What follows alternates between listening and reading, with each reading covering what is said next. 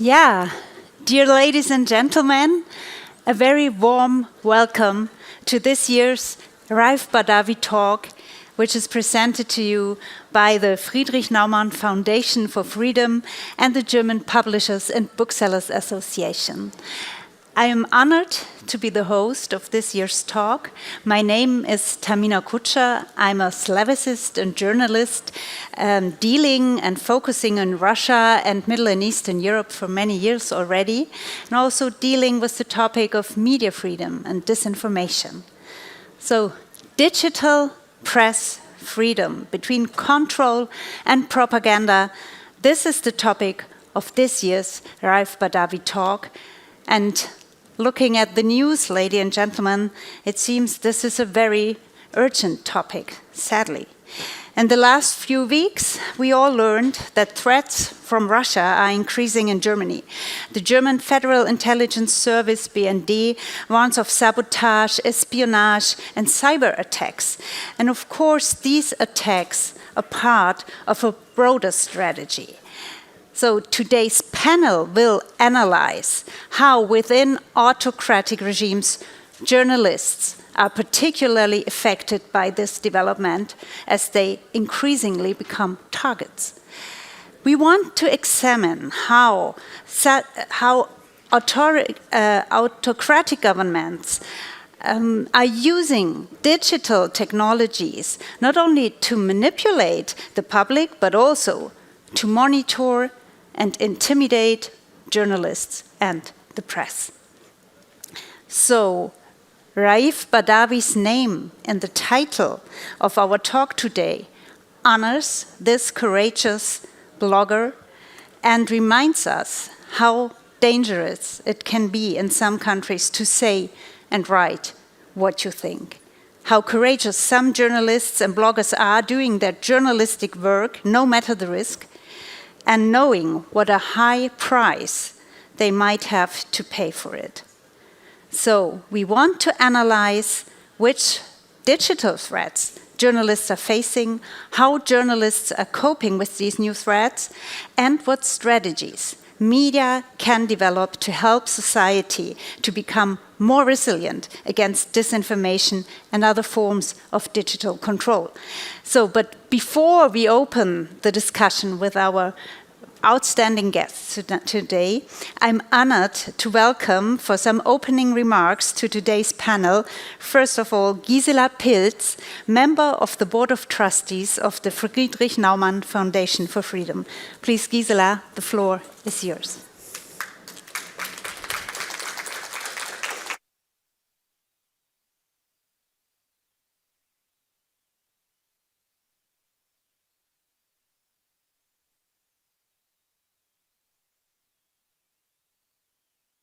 This is better. Wow, this is loud. Dear Ms. Ensaf Haidar, dear panelists, dear guests and brave journalists, Raif Badawi, the name that brings us together today, stands for the courage to stand up against injustice and to fight for freedom and expression.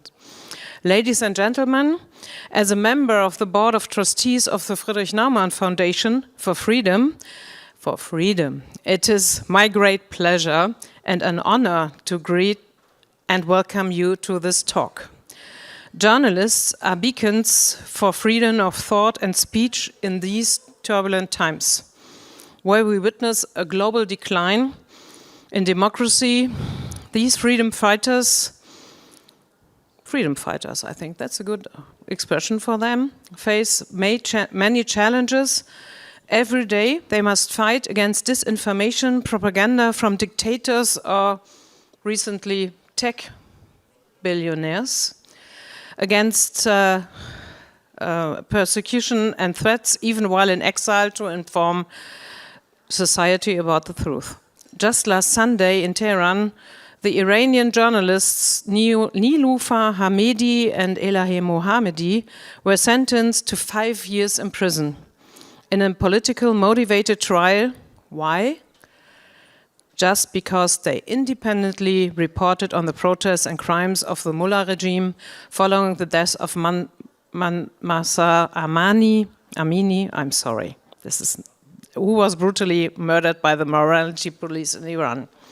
Today, we will not discuss only the challenges journalists face, but we will also honor their tireless commitment and courage in the fight for freedom of speech and independent journalism, which is essential to human rights and is a fundamental pillar of every democracy.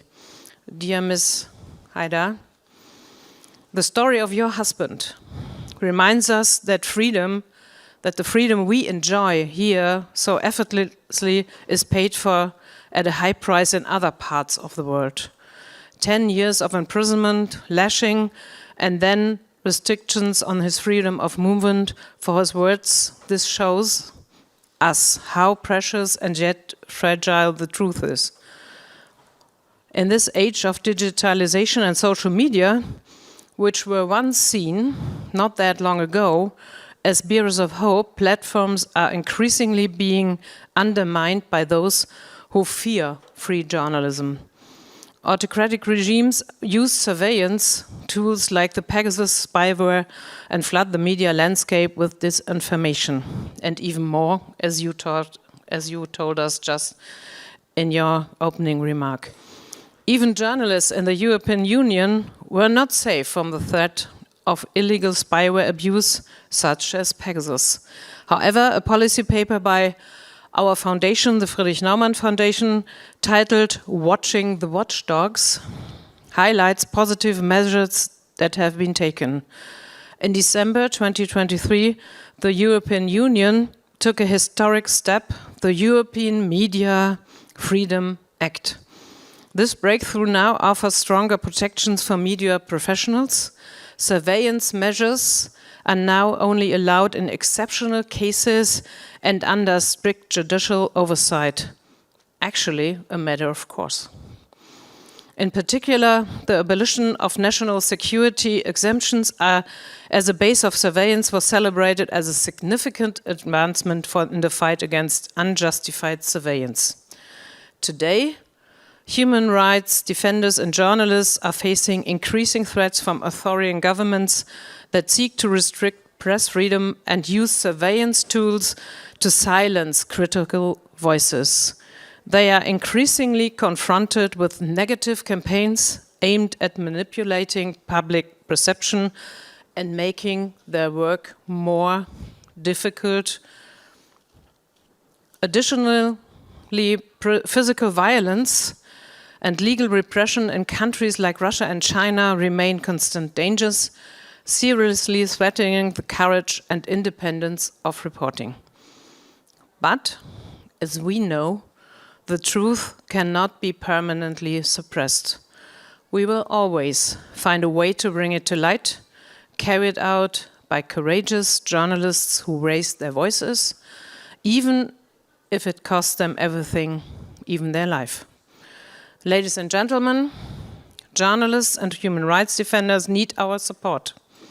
It is our responsibility to ensure that they can work without fear of surveillance or censorship, even and especially when they are in exile. At this point, I would like to thank Ensaf Haidar from my heart. Your tireless efforts for the freedom of your husband, for justice and for human rights are an inspiration for us all. You remind us that the fight for freedom is never in vain, even if it's long and painful. Thank you so much. I wish you all a fruitful discussion and successful exchanges in this year's talk. Thank you very much. Thank you so much, Gisela Pilz. I am honored to ask also Margit Ketterle, Chair Freedom of Expression Foundation and member of the board of World Expression Forum, to this stage. Welcome, Margit. Thank you very much. Good evening, or good afternoon, sorry. Good afternoon, ladies and gentlemen, dear panelists, dear guests, and online audiences. So it's my great pleasure again, Ensaf, to welcome you. A big applause. It's wonderful that you made the trip from Canada and be with us. I hope it's true that you're still living in Canada and that your husband is not able to leave Saudi Arabia still, which is a cruel thing to do to your lives.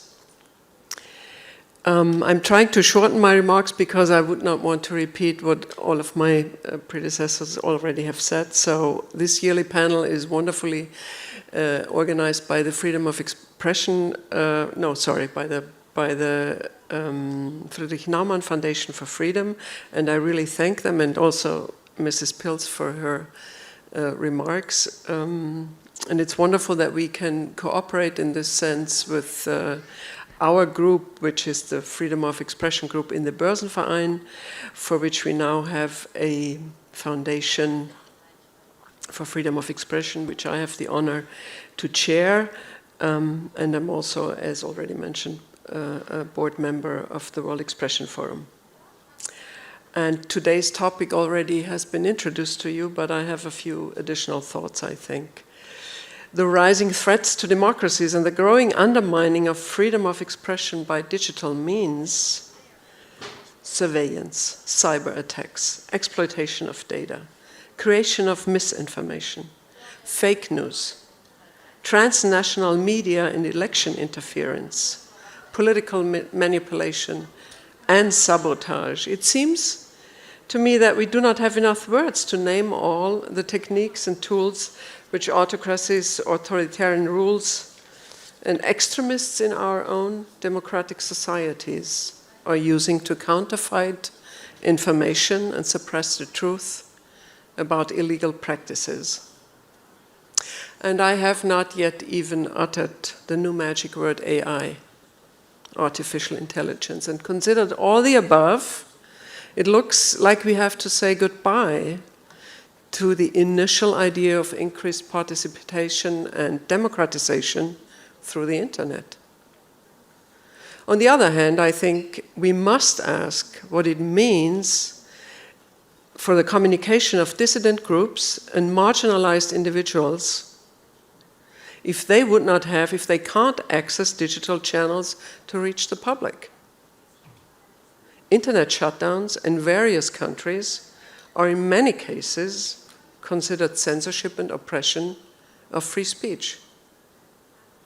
However, where free speech turns into disinformation and lies, where freedom of expression turns into a means of radicalization, and that's their business model, don't forget it, do liberal societies rightfully interfere and limit it? And yes, and if yes, when and how? To help us navigate these fundamental issues of freedom of expression, we have here today really seasoned investigative journalists and activists, and I'm really happy and look very much forward what they will tell us firsthand about the perils as well as the gains of their audacious work. So thank you and feel welcomed. Thank you very much, Margit Ketterle. And ladies and gentlemen, I'm very happy to present you also a video statement today, a statement by Konstantin Schreiber. I'm sure many of you know him as a journalist, author, and anchorman on German TV. He's also the co-founder of the Raif Badawi Award. In a world in turmoil, freedom of speech is more important than ever. Authoritarianism is on the rise, and so are attempts to suppress voices demanding freedom and change. Raif Badawi represents these voices. His fate reminds us of how fragile freedom is. I thank his wife, Ensaf Haidar, and Friedrich-Naumann-Stiftung for their unwavering support and their efforts to stand up for freedom of speech. In a world in turmoil, freedom of speech is more important than ever. Thank you very much.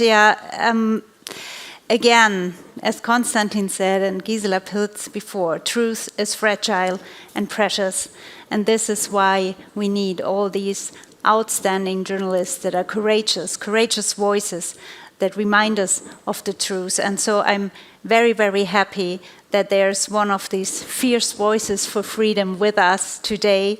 It's Ensaf Haidar, Raif Badawi's wife. Please, Ensaf, the stage is yours.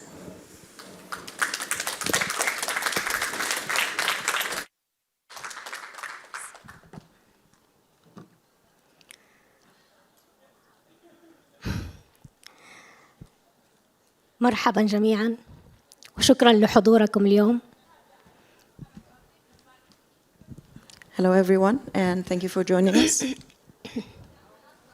في مثل هذا الوقت من كل عام نأتي إلى هنا بدعوة كريمة من قبل منظمة فريدريش نومان لنتذكر شخص مسالم ورمز من رموز حرية الرأي والتعبير في السعودية.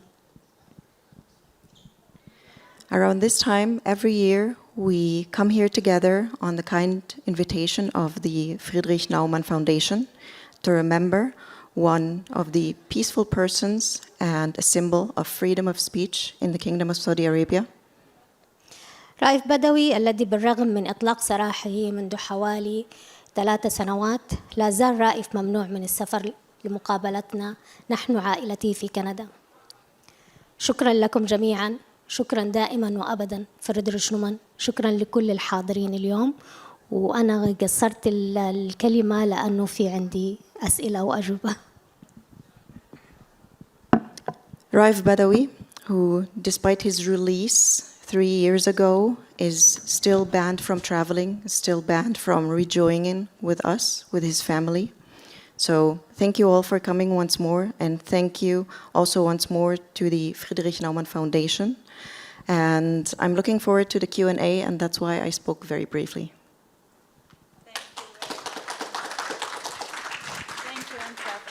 Still want to take the chance and ask you just a very few questions, and maybe start with a rather personal question. But how are you? How are you?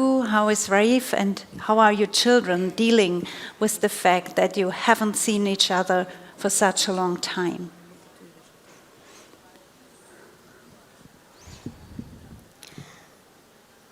بصراحة إنه أكتر سؤال صعب بالنسبة لي وأنسأله من تقريبا 13 سنة إنه كيف حالنا؟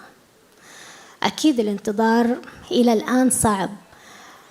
في الأول كان رائف في السجن فكان نحارب على إنه يكون حر. فالآن كمان 10 سنوات منع من السفر ولا زلنا في انتظار. فأكيد الوضع بالنسبة لي وللأولاد والرائف يعني صعب. Frankly, this is a very hard question to answer. I think this question has been asked for 13 years now.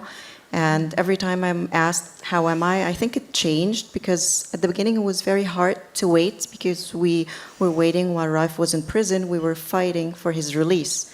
And now he's released, but he has a 10-year travel ban imposed on him. So I think for me, for the children, and for Raif, it's quite hard. And are there currently any talks or any diplomatic efforts going on to get your husband released from this travel ban?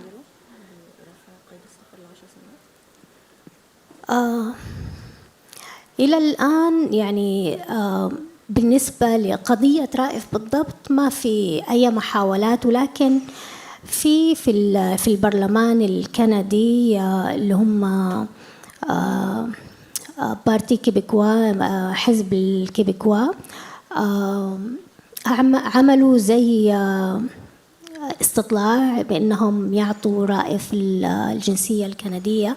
وأتوقع أنه الآن يعني بالنسبة لرائف هو محتاج لجنسية أي دولة، فإحنا نحاول إنه نعطيه الجنسية الكندية حتى إنه كندا كدولة تقدر إنها تطالب في رفع السفر وضم رائف معنا في كندا. So up until now, for Raif per se, there are no diplomatic efforts, but nonetheless, there is a motion in the Canadian Parliament from one of the Canadian parties in the Parliament to have him neutralized and to get the Canadian citizenship, because we think that if he has another citizenship beside his Saudi citizenship, it would probably be a good reason for Western government to interfere and to demand the lift of the travel ban. Thank you very much, Ensaf. All the best to you, to Raif, and we keep remembering him and his fate and his courageous reporting here at the Raif Badawi talk. Thank you for coming. أنا كمان أشكركم جميعا، شكرا على كل اللي تعملوه بالنسبة لرايف، وشكرا لكل الناس اللي لسه رائف في ذاكرتهم ولسه يعملوا مانيفستاسيون عشان إطلاق سراح رائف، إطلاق سراح رائف من حظر السفر يعني. شكرا لكل الحاضرين وإلى اللقاء. And I thank you, and thank you everyone for coming and for your efforts and for the continuous efforts to try to lift the travel ban so he can rejoin us. Thank you very much once more. Thank you. Yeah, ladies and gentlemen, when the internet started, we said it before already, it was like this big hope. It seemed that there's this new free space where oppressed voices could be heard. So Raif Badawi started as a blogger. He founded his own website. And today we have to learn that and to witness that oppressive regimes have learned to use digitalization for their own purposes. And I'm very glad to discuss the threats, the challenges, and maybe also some solutions today with three dedicated journalists and media experts. This is, please come to the stage, Irina Baragan from Russia, now in exile. Thank you. Irina is a renowned Russian investigative journalist and author specializing in topics such as state surveillance and power structures. And together with Andrei Soldatov, who is also here with us today, she has published several books which provide in-depth insights into the role of the intelligence agencies and surveillance technologies in Russia. We're very glad you're here once more. Welcome, Irina. Thank you for having me here. Thank you. I also want to welcome Hanin Zbiz. She is an award-winning investigative journalist from Tunisia, also winner of the Raif Badawi Award in 2019, actually, known for her courageous reporting on sensitive, often risky topics such as corruption, human rights abuses, and extremism. So a very important voice for journalism in the Arab world. We're glad to have you here. Welcome, Hanin. Thank you.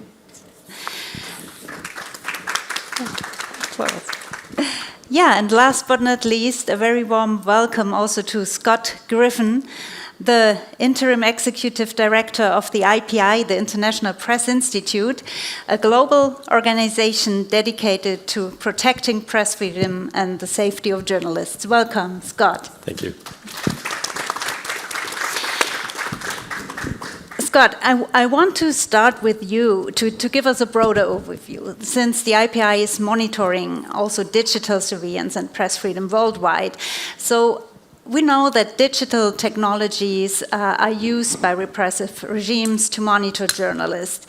So what was the most recent case that landed on your desk, and how great is the threat actually posed by such technologies to press freedom? Thanks. Before answering that, I just want to say how important it is to have Ensaf here and to be able to speak about Raif's case. It is a case in which he is free, but also not free to travel and rejoin his family. It's been so many years, and I think these are the kind of cases that are easy to forget, but we can't forget them. So I want to thank the Friedrich-Naumann-Stiftung for not forgetting Raif's case. As you said, I mean, the threats, the digital threats to journalism and press freedom, there are many of them. Just to give a very recent example, I mean, earlier this year, it was revealed that a number of investigative journalists and human rights defenders in Jordan were subject to surveillance by Pegasus, which is a type of spyware, invasive spyware. And these journalists and human rights defenders were known for critically examining the Jordanian government. But this is just, really a drop in the ocean, because we've seen over the past few years countless examples of journalists and also human rights defenders who have been targeted with different forms of spyware.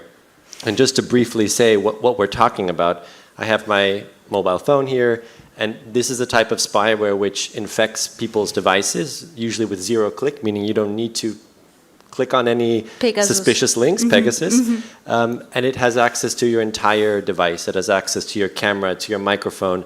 It can get around the type of software like WhatsApp and Signal that we use for end-to-end encryption. So it's an incredibly powerful tool, meaning that it poses a huge risk to journalists, to source protection, to journalist safety, and it also is a form ultimately of harassment, and I think it has the ability to put journalists off from doing their work. If you know that you are under or potentially under this type of extreme surveillance, I do think it can lead to self-censorship. And the example that I mentioned of Jordan, again, it's just one example of many. We've seen this type of software used against journalists all over the world, India, Mexico. It was used against the Jamal Khashoggi's inner circle around the time of his murder at the Saudi consulate in Istanbul. It's also been used in Europe. It was used to target journalists in Hungary, for which there has been no accountability. And similar forms of this of software, in this case Predator, was used against journalists in Greece. So this is a big problem, and it is a severe threat to press freedom, and it's one form of digital attacks that we see. What other digital attacks do we see? So we're talking about Pegasus all the time, but this isn't the only one. No, that's right. So, I mean, there are other issues. One is cyber attacks against the press. So, for example, DDoS attacks, which target the websites of media organizations, including our own organization. IPI was the target of a major DDoS attack last year after we reported on DDoS attacks against Hungarian media. It took our website down for 3 days. We're also concerned about other forms of surveillance. Think about biometric surveillance, for example, facial recognition and what that means for journalists who are out there doing their work. But also, of course, the weaponization of social media, targeted smear campaigns against journalists. And a related issue is the ways in which governments are learning to regulate the internet space. I mean, we heard about this already, but an increasing number of cybercrime laws, which it's a slightly different look at the issue, but governments are increasingly policing. Authoritarian governments, also illiberal governments, are policing the cyberspace and using the excuse of combating cybercrime, actual cybercrime, and using that as an excuse to target free expression online and journalism. Yeah, thank you, Scott, for this overview and for this example of cybercrime laws, which actually brings us to Tunisia. And so Tunisia has gone through both democratic and authoritarian phases, and we know it's a country where the Arab Spring started in 2011, and now there were recently upheld elections in the beginning of October, and President Zayeti received 90% of the votes, so this high number might indicate how democratic those elections actually were. Could you describe how has the media landscape evolved, especially with regard to the government's use of digital technologies or the cybercrime law to monitor and to control journalists in Tunisia? So what happened in Tunisia, it started in July 2021 when there was a coup d'etat. And the President Said took all the powers and freed the parliament and asked the chief of the government to dismiss. Then we started a new epoch in Tunisia with a lot of restriction on activists, on journalists, on independent media. And we started the campaign of putting in jail those activists. But in 2022, there was a new event, which is the promulgation of a new law, the law 54, yes, it's about cybercriminality. This law was intended normally to reduce hate attack message, cybercriminality on social media, excuse me. But what happens really that this law was used to put in jail all the critical voices against the regime. And now we have like 170 personalities. Among them there was politicians, activists, journalists. They are jailed because of this law. And this law was used especially in this last electoral campaign to stop any critical voices of the controversial electoral campaign. So now, in the name of fighting the cybercriminality, we are using the cybercriminality laws to reinstore dictatorship, to limit freedom of expression, to attack journalists, especially female journalists as well, because female journalists are a good topic to be attacked in order to oblige them to withdraw from the public space. So now there are campaigns of cyber criminality, people that are paid by the regime to go on your Facebook page or your pages to take your personal images, videos, on your information about your private life, and to spread them on the social media and to say these are the persons that are the traitors, corrupted person, foreign agent, and this is impact the whole journalist corps, but especially the female journalists. And did this or something similar also happen to you? So yeah, I got a cyber campaign this week because I want to in a press tour in Ukraine 2 weeks ago, and when I started to publish my articles, I was accused to be someone who is promoting the foreign interests in Tunisia. This was one of the accusations. The second one, that since I'm publishing in a website which is an alternative media founded by foreign NGOs, so it was said that look at those persons who are financed by foreign NGOs who want to create disorder in the internal affair of Tunisia. Are an example of the traitor of the nations. And it's not something new. I was attacked, but there was a lot of my colleagues who were attacked based on that, because now the regime would like not only to put activists in jail, but to change the whole NGO's law to restrict funds to NGOs which are supporting freedom of expression, human rights. And I think that in the next month, we're going to have this reform. This reminds very much of the situation in Russia, where we had the foreign agents law, the so-called foreign agents law, firstly against NGOs, and now it's applying also already for some time against journalists and media.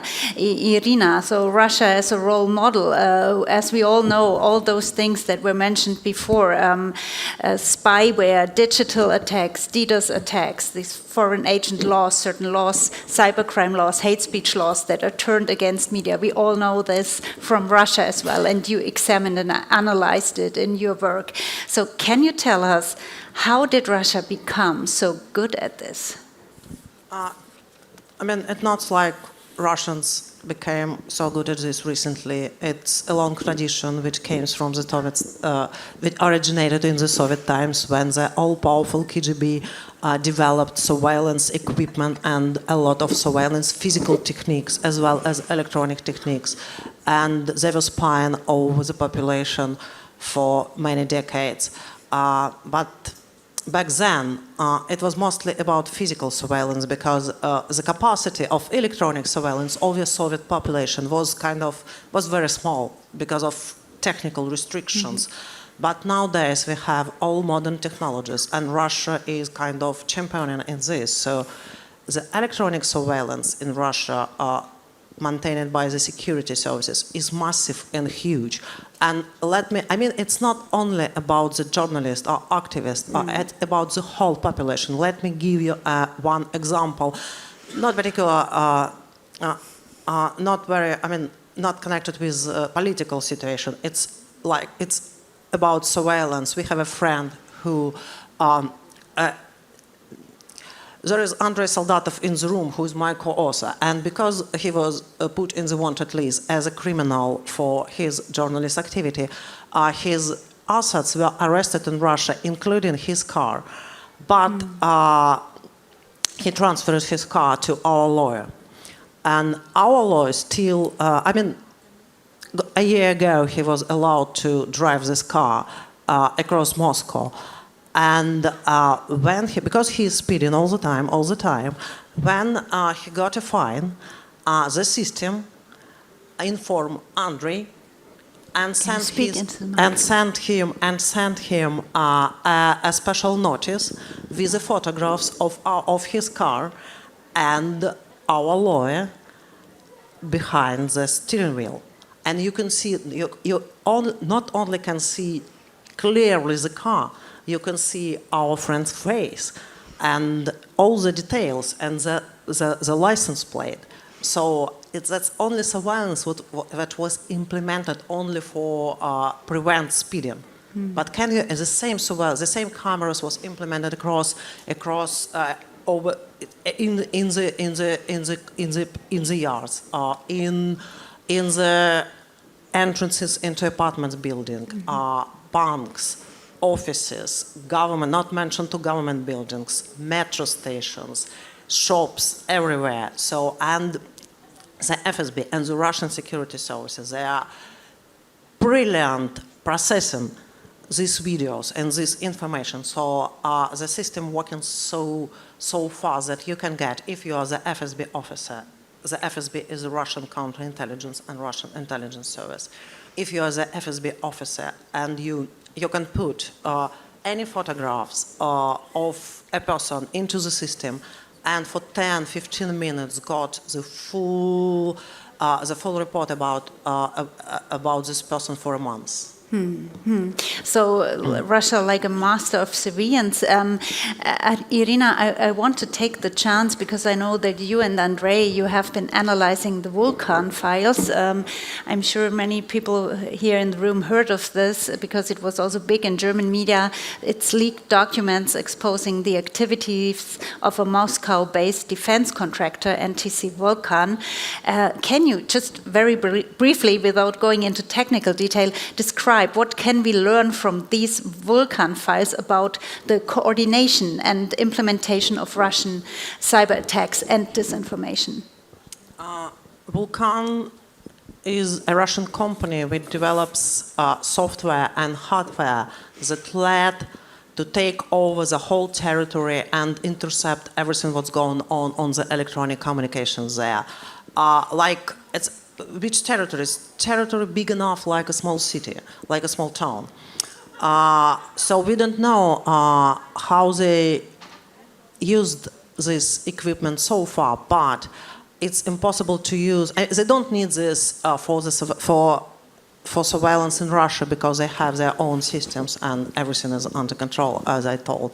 But they can use it in the war conflicts, say in Ukraine or in Syria, everywhere where Russians have some presence. And since you investigated all these really delicate topics and sensitive topics, are there any particular challenges that you have personally experienced when it comes to your own safety? We have been living in exile for 4 years, and now we live in London. So, to some extent, it's safe, but much safer than it used to be in Russia. But we live under police protection, and we know that there are a lot of threats, including surveillance. And once we, I try to be short and not to reveal a lot of details because it's security. But once we were surveilled by the Russian security services or their agents, possibly they were, for sure they were agents of the Russian security services in London, and it was quite unpleasant.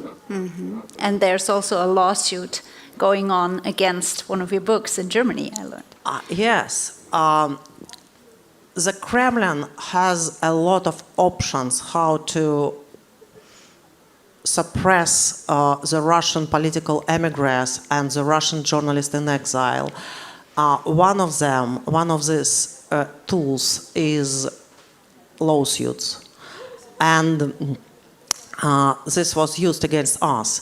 5 years ago, we published a book, The Compatriots, which is about the Russian diaspora persecuted by the Russian intelligence, about the Russian political diaspora persecuted by the Russian intelligence services. And the book was published in the UK, France, in the US, but it had never been translated, unfortunately, into German. 4 years passed. Nothing happened. And last year, in October, a Russian businessman, Alexei Kozlov, who was mentioned in the book, went to the Hamburg District Court and secured a ban on the audio and e-copies of The Compatriots.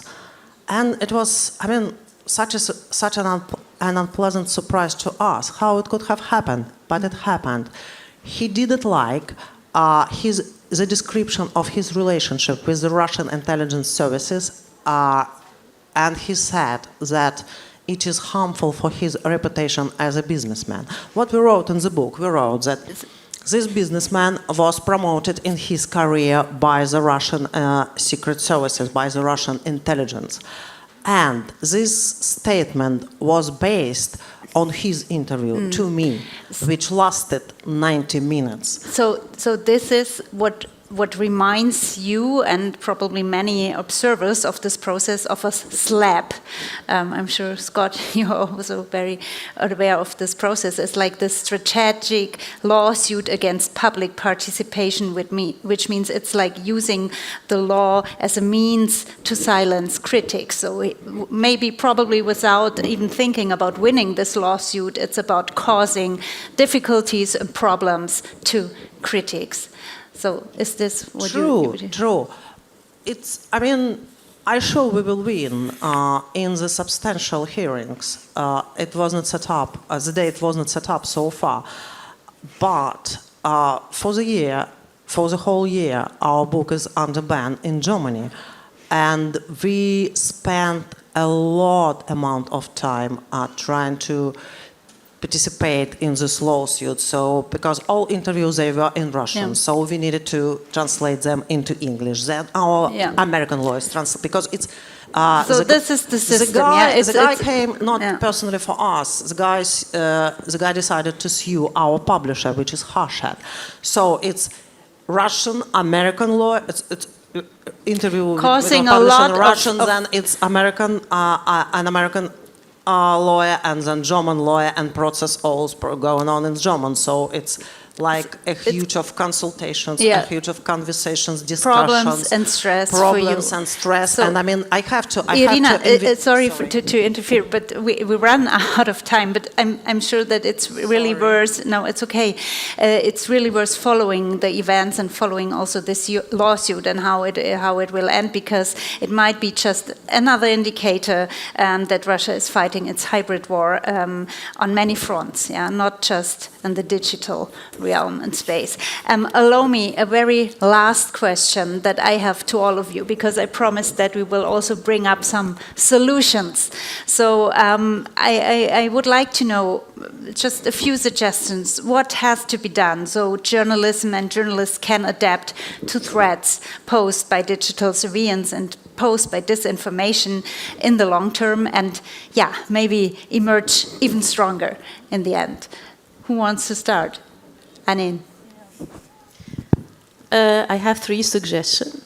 First of all, we need to improve the media literacy, to educate public how to make the difference between false information and true information, and how to detect fake news, and how to be more critical regard all the speech or the discourse that are coming from the social media. I think this is the most important thing that we need to do all over the world.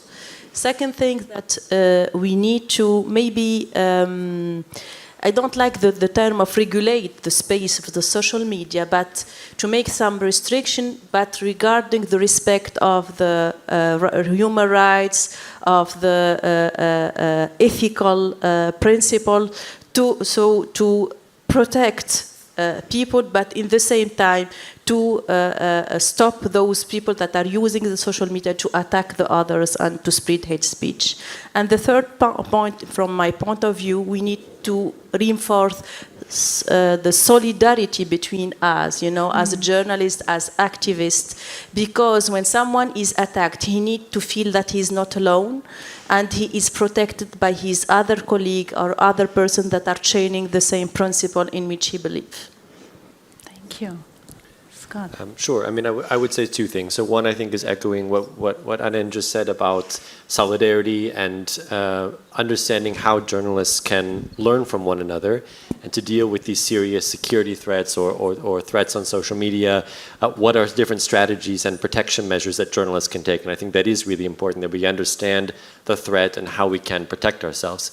But the other side of the coin is that how do we as a society deal with this Pandora's box of surveillance, which has already been opened, and it's not just about spyware, it's also about, as Irina mentioned, it's things like license plate recognition, or it's other types of AI-powered surveillance like facial recognition in public places, which do have an impact on free expression and press freedom. So I think as a society, we need to understand, I mean, our organization would be pushing for a ban on many of these high-risk technologies because the risk of abuse and the threat to our rights and liberties is too high. But I think as a minimum, we need to have very strong safeguards in place about how these technologies are used. And that means setting in place rules for example, what types of, when can law enforcement, for example, legitimately use these types of tools? And we heard a little bit about the European Media Freedom Act, which is a step in the right direction, but actually it's really the bare minimum. It's still, in our opinion, too permissive about when, for example, spyware can be used. But we need really strong rules around these technologies if we are going to ensure, if we are going to continue to have an open society. So that is really the direction that we need to head. And I do think it is in some ways a race against time because these technologies are spreading and governments are also learning from each other. Autocratic governments are learning from each other. Illiberal governments are learning from each other. And we need to do the opposite, to learn how we can best manage these technologies to the extent that they exist, and use that and spread that, I think. So that really needs to be one of the approaches. Thank you, Scott. Irina.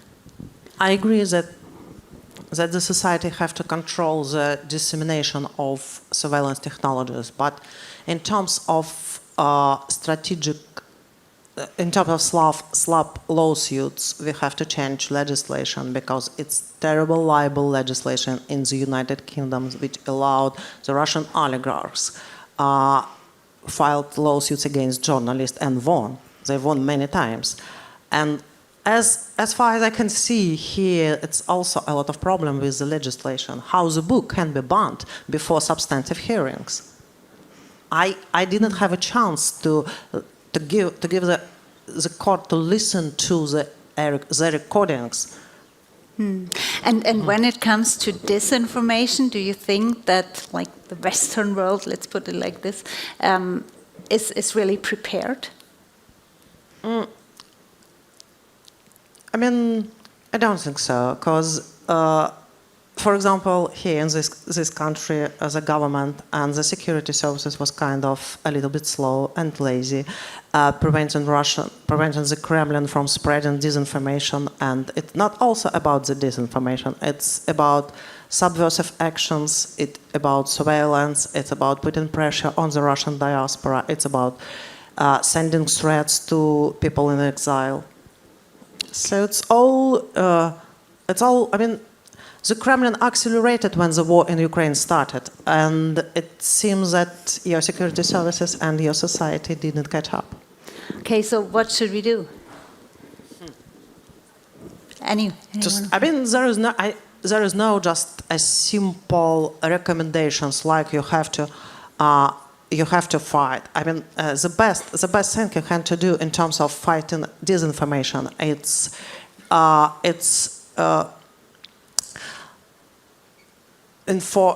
strengthen your media, not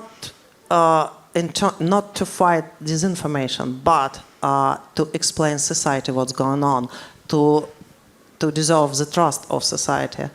Disinformation is effective when the society does not believe the media. When society believes media, disinformation could not be very effective. Scott, did you want to add something to this? No, I agree. I think we need to keep our media strong. We need to invest in quality, independent journalism. Ultimately, that is one of our most important weapons against disinformation. And I would just add that, this is also a trend that we see governments using disinformation laws, fake news laws, also as a weapon to target journalism. So I agree. Focus on strengthening quality journalism, independent journalism, wherever we can.